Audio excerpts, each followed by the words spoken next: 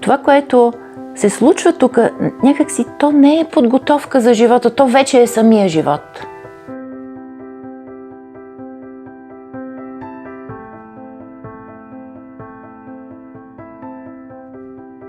Да съм преподавател в специалност културология, за мен някак се изчерпва с моя собствен жизнен път и съдба.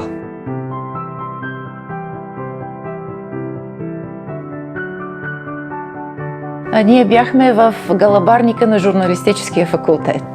Така че оттам човек си се рее, нали, с поглед и до някъде и с мисъл, бих казала.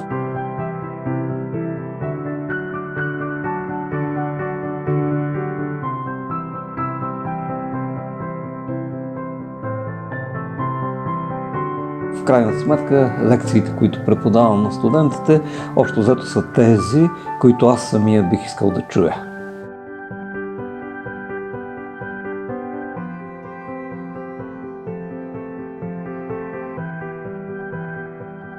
Аз се опитвам да говоря за екип, за отбор, за общност. Вие може би си мислите, че това е утопия. Не е съвсем.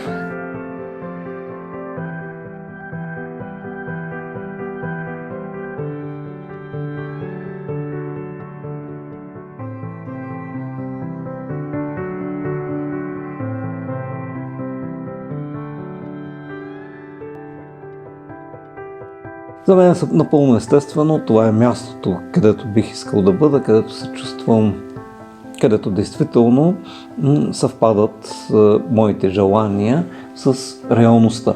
По-чудесно нещо от това няма.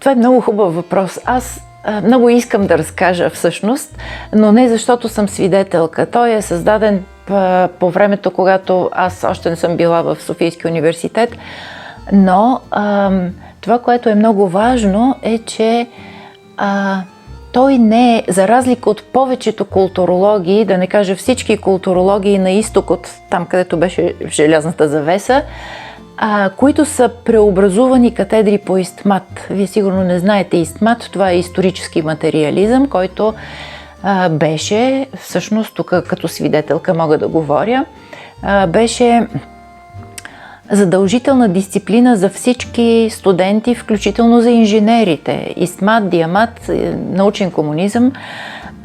От 90-те години насетне една голяма част от бившите катедри по исторически материализъм се преобразуват в културология. И всъщност до голяма степен източноевропейската културология, особено руската и в страните от бившия Съветски съюз, е нещо такова. И защо ми харесва въпроса? Защото ми давате възможност да се похваля, че в България културологията възниква много преди това, т.е. 10 години преди това. Нашия, така ако мога да кажа, отец-основател, професор Николай Генчев, непокорния, неуморния, незабравимия Николай Генчев, основава тази катедра първоначално по история и теория на културата към исторически факултет, като една алтернатива на доминиращата тогава, а може би и сега, парадигма в историята, която е предимно политическа история, военна история, но много малко се говори за културата и много тясно се разбира културата. И професор Генчев, който е и франкофон, несъмнено под влияние на френската школа на аналите, си представя една по-различна парадигма. Разбира се, в комунистическа България току така френската школа не може да влезе безпрепятствено. Той по-скоро прави една съзвездие, значи трябва да кажа констелация, защото всички са звезди и всички са от първа величина. Това бяха професор Димитър Аврамов, професор Атанас Натев, професор Ивайло Знеполски, професор Александър Фол. Все звезди от така първа величина в сферата на историята, но и не само. Примерно Ивайло Знеполски идва от семиотиката, нали? Той преподаваше дълги години семиотика на културата.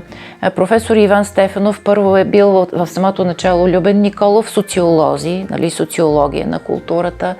Така че този, да кажем, исторически гръбнак или червената нишка, която върви някакси в центъра на и до сега на нашия учебен план, всъщност взаимно се обогатява, съседства си, разговаря си. Понякога в разговорите има и напрежения, но разговаря все пак, такива разговори се състояват с съседни дисциплини. Философия, литературознание, социология и така нататък.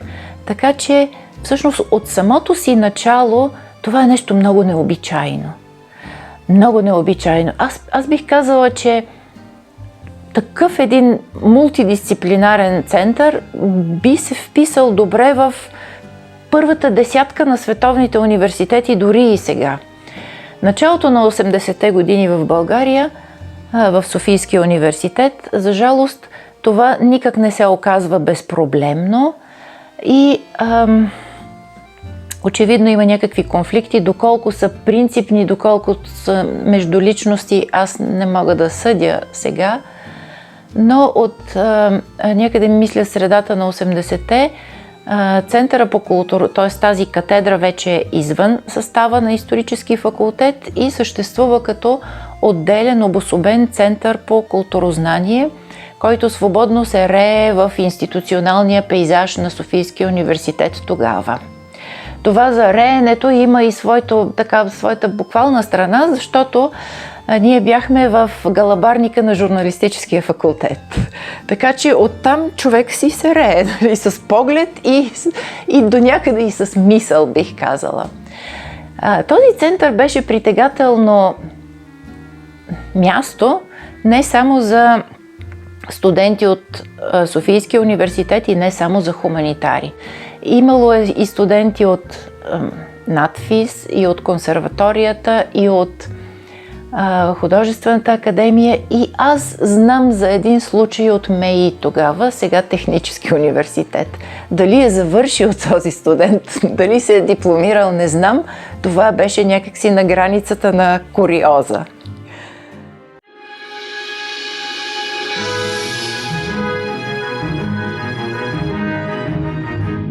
Неравномерен изглежда пулса, определено. Има много забързани моменти, има и по-спокойни моменти. И хубавото е, че все пак ние не сме лекари, не сме хирурзи и каквото и да сгрешим не е така фатално, така че нищо в нашата работа не изисква, не е така... Тоест, нищо фатално не може да се случи наистина. Но въпреки всичко има доста напрегнати моменти и ако не са отговорността на преподавателите, помощта винаги на ръководителя на катедра, защото аз съм била с много ръководители на катедри, тяхната помощ е изключителна в всякакви такива сложни ситуации, като например, каквото е да кажем акредитацията. Подготвянето на акредитация е работа за 4-5 месеца и без помощта на всички преподаватели и си давам сметка, че нашите преподаватели наистина имат отговорно отношение към работата, която трябва да свършат, като към администрацията, като администриране.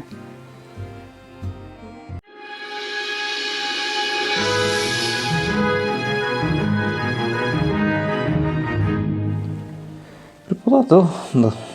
Това е един за мен труден въпрос, тъй като да съм преподавател в специалност културология, за мен някак се изчерпва с моя собствен жизнен път и съдба. Тъй като завърших специализацията по културология в края на 80-те години, след това пътя ми беше през докторантура в нашата специалност, една от първите докторантури и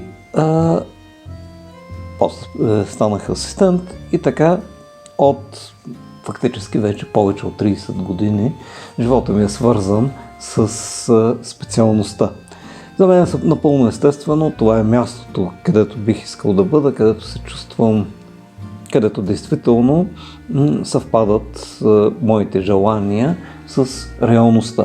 По-чудесно нещо от това няма. В крайна сметка, лекциите, които преподавам на студентите, общо взето са тези, които аз самия бих искал да чуя. Това, което мен ме интересува в момента, бих искал това, което съм узнал, да го споделя на тях и това винаги е едно добро вълнение и предизвикателство. Ценното и същественото е обмена. Както ако успея аз да ги изненадам по някакъв начин, така и те винаги ме изненадват с един различен, по-млад, по-свеж поглед. Задават ти въпроси, върху които те, разбира се, в рутината дори на знанието и на усвояването те карат да се замислиш. В този пейзаж аз се опитвам да говоря за екип, за отбор, за общност. Вие може би си мислите, че това е утопия. Не е съвсем. Мисля, че такава общност успяваме да я изградим. Разбира се, това не е идеала за общност. Мисля, че всъщност това е един процес по-скоро. Че ние я случваме тая общност, че ние я състояваме по различни поводи. Мисля, че има поне до някъде готовност у всички колеги от културологията, колкото и да сме различни, да, може би не постоянно, но в моментите, когато това е необходимо, да напускаме тази зона на комфорт. Всеки от нас да напуска своята си зона на комфорт и да направи една, може би, малка крачка към колегите, към другите.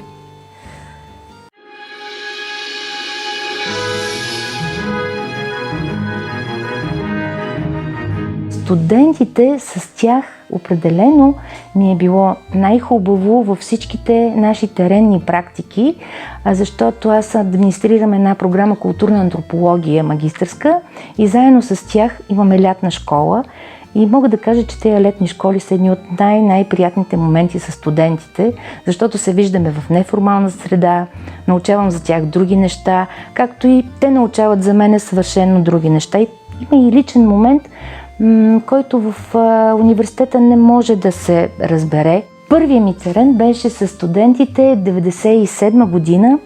По мое предложение отидахме в селото на моя баща, което е до Вълчи дол в Делиормана, като там живеехме, той носи от селото сигурно 100 къщи, в абсолютната равнина, навсякъде се вижда жито, т.е.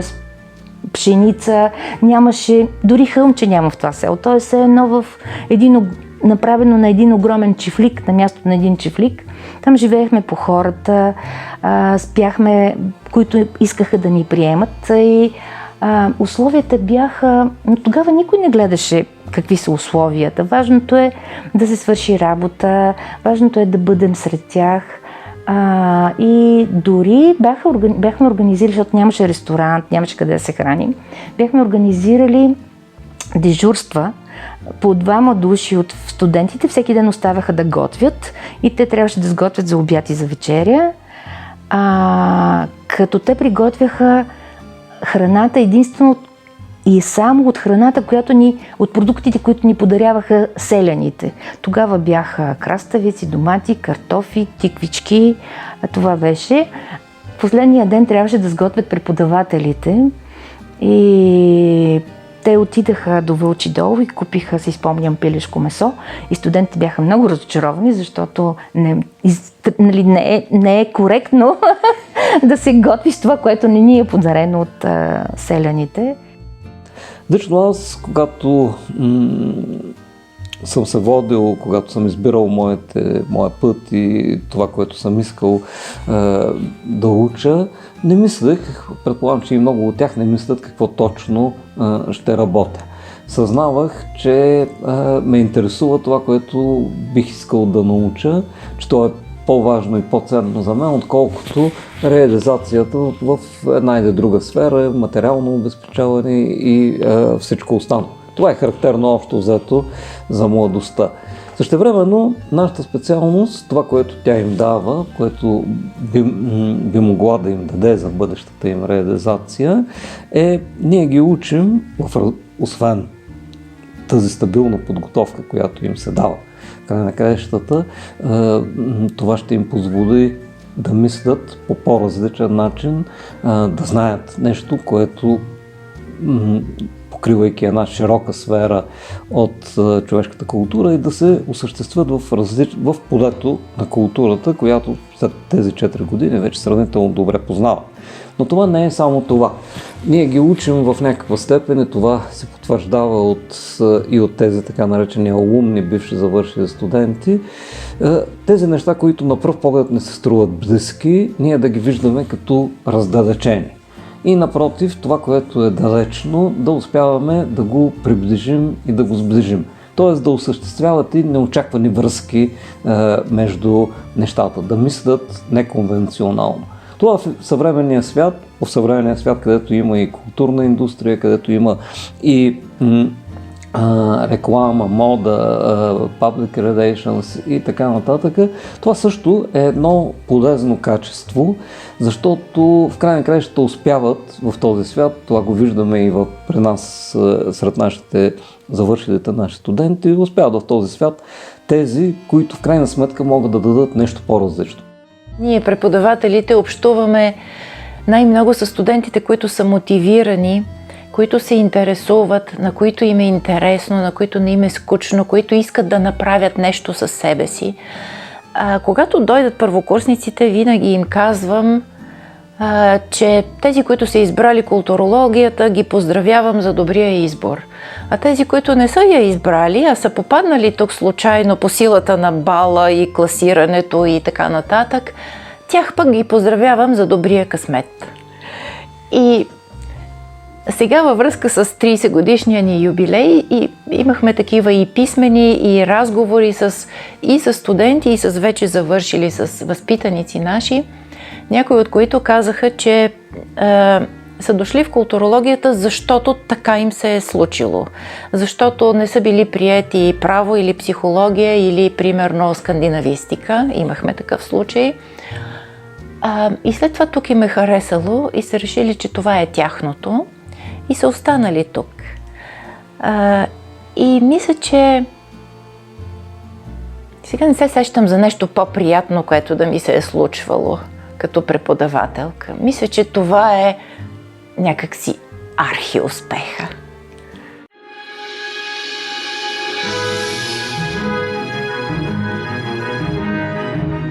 Мисля, че някои студенти осъзнават това, осъзнават всъщност, че университета не е подготовка за живота.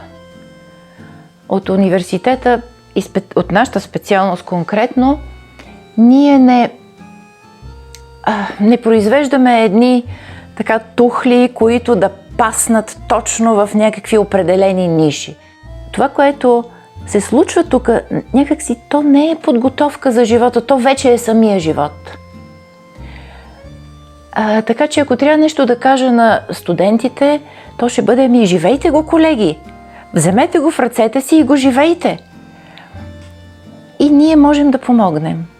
Можем да помогнем. Ако поискате и на когото поиска. Това го можем. И го правим. Винаги има някой, който да иска.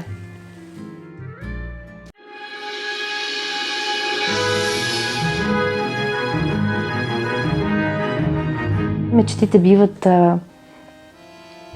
осъществими и неосъществими. Да кажем, една от неосъществимите мечти е да имаме нова сграда, много красива, много удобна, много модерна. Мечтите ми за специалността от тук насетне са тя в някаква степен да запази своето равнище. защото когато аз влязах в тази специалност, в нея, тя беше създадена и имах това щастие и тази възможност, която младите поколения днес нямат, да ни преподават някои от най-големите български учени хуманитари на 20 век, като професор Николай Генчев, професор Димитър Аврамов, професор Атанас Натев, професор Александър Фол, ярки личности, с които дори и днес, пред които дори и днес се чувствам все така като студент, нали, и винаги си спомням за тях и сме ги гледали с трепет и благоговение.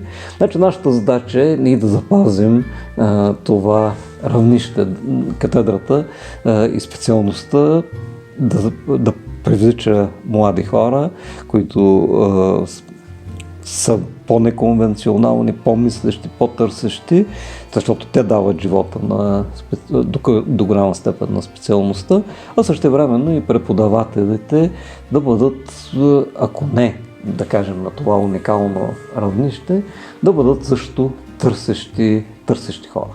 Да бъдат търсещи хора със своето знание, да не ги удовлетворява никой от нас, нито преподаватели, нито студенти, да не ни удовлетворяват цъфтящата посредственост.